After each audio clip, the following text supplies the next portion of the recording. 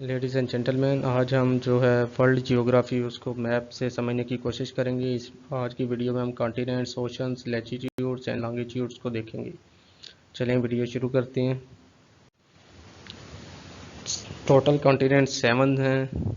इनमें हम सबसे पहले हम देखते हैं कि पॉपुलेशन वाइज इनका ऑर्डर क्या है।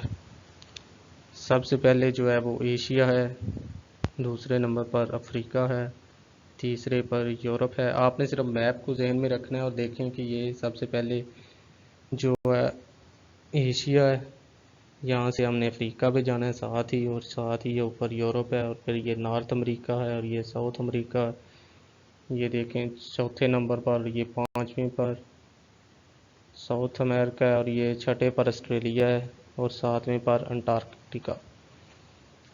ठीक है, ये आप इसको दोबारा समझने की कोशिश करें। एशिया से आपने जाना है अफ्रीका, अफ्रीका के साथ ही यूरोप, वहाँ से नॉर्थ अमेरिका और यहाँ से साउथ अमेरिका और फिर ऑस्ट्रेलिया और ये अंटार्कटिका। अंटार्कटिका चूँकि बर्फ़ानी इलाका, यहाँ आबादी बहुत कम होती है, तो ये चीज़ आपने याद रखें कि आबादी ये के लिहाज से ये सबसे छोटा है अंटार्कटिका। और एशिया अफ्रीका रकबे के लिहाज से भी बड़े हैं और आबादी के लिहाज से भी बड़े हैं। दुनिया की तकरीबन जो निसफ से ज़्यादा आबादी है वो इन दो बरआज़मों में है। अब ये एरिया वाइज आर्डर है। ये एशिया और अफ्रीका आपको मैंने पहले ही बताया कि ये सेम ही आर्डर रहेगा इनका, लेकिन ये एरिया के लिहाज से जो तीसरे नंबर पर है वो नॉर्थ अमेरिका है, क्योंकि यूरोप छोटा है एरिया के लिहाज से, आपने उसको मिस करना है। सब आपने एशिया से जाना है, यहाँ से आपने जाना है अफ्रीका पे, अफ्रीका से जाना है नॉर्थ अमेरिका, और फिर वही आर्डर है पहले चार का साउथ अमेरिका, और फिर आपने पाँचवें नंबर पर जो है वो अंटार्कटिक है, और ये दोनों छोटे हैं रकबे के लिहाज से, ऑस्ट्रेलिया और यूरोप। अब आपने देखना है कि यूरोप जो है वो ऑस्ट्रेलिया से बड़ा है, और रकबे के लिहाज से सबसे छोटा जो है वो ऑस्ट्रेलिया है। ये आपने मैप को जेन में बता लेना है।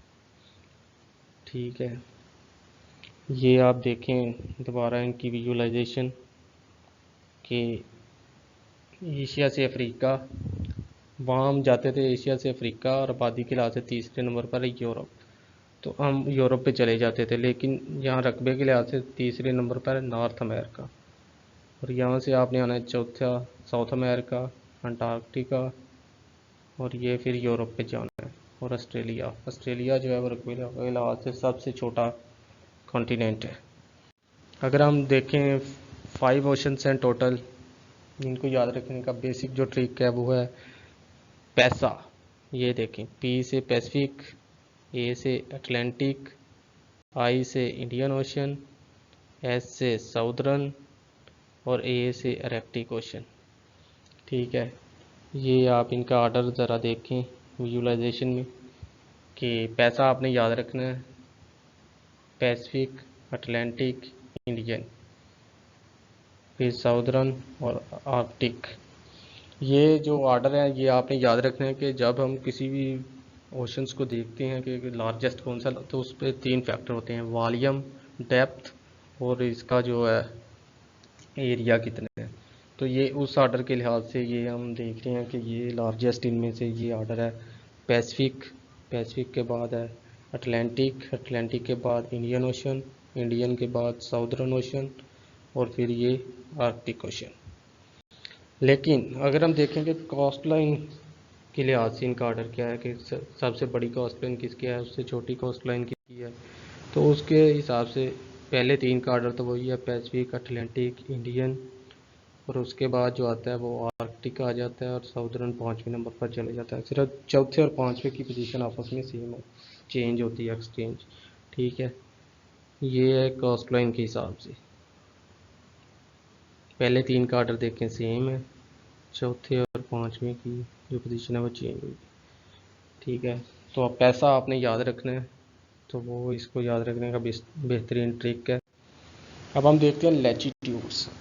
लैटिट्यूड्स जो होते हैं ये इक्वेटर है, जीरो इमेजिनरी लाइन है। ये जो लैटिट्यूड और लॉन्गिट्यूड रखे गए हैं ये सिर्फ इस चीज़ के लिए हैं कि हम जो किसी भी कंट्री की पोजीशन या किसी भी जगह की पोजीशन को हम जीपीएस का पूरा सिस्टम इसी पे लाई करते हैं। तो आप देखें लैटिट्यूड्स हैं, ये इक्वेटर है, ज़ीरो इमेजिनरी लाइन है, ये इमेजिनरी लाइन है, ये कोई एक्चुअल लाइन नहीं है। ठीक है, ये जो इक्वेटर की लाइन है ये बिग सर्कल बना रही है, इधर देखिए अगर आप, ये वाली। ठीक है, ये ज़ीरो इमेजिनरी लाइन है इक्वेटर, तो ये बिग सर्कल है। इसके बाद ये देखें कि ये सारी लाइंस आपस में पैरेलल हैं, ये आर नोन एज पैरेलल। ये देखें ये सारी आपस में पैरेलल है।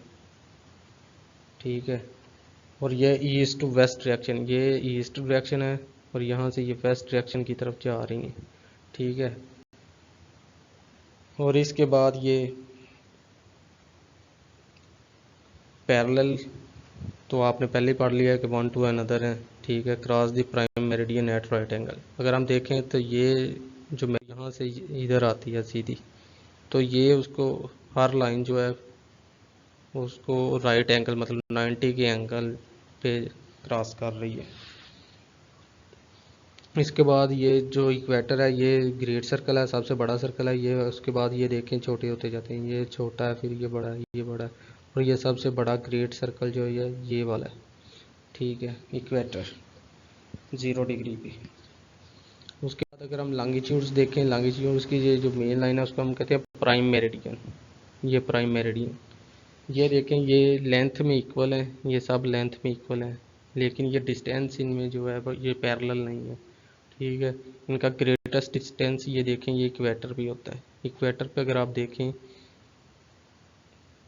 तो ये पहली चीज़ लेके राइट एंगल पे क्रॉस करती है, वही जो 90 का एंगल बनता है। उसके बाद ये देखें इक्वल है लेंथ में, इन्होंने कहा ये देखें यहाँ से जो शुरू होती हैं ये सब आपस में इक्वल है लेंथ में।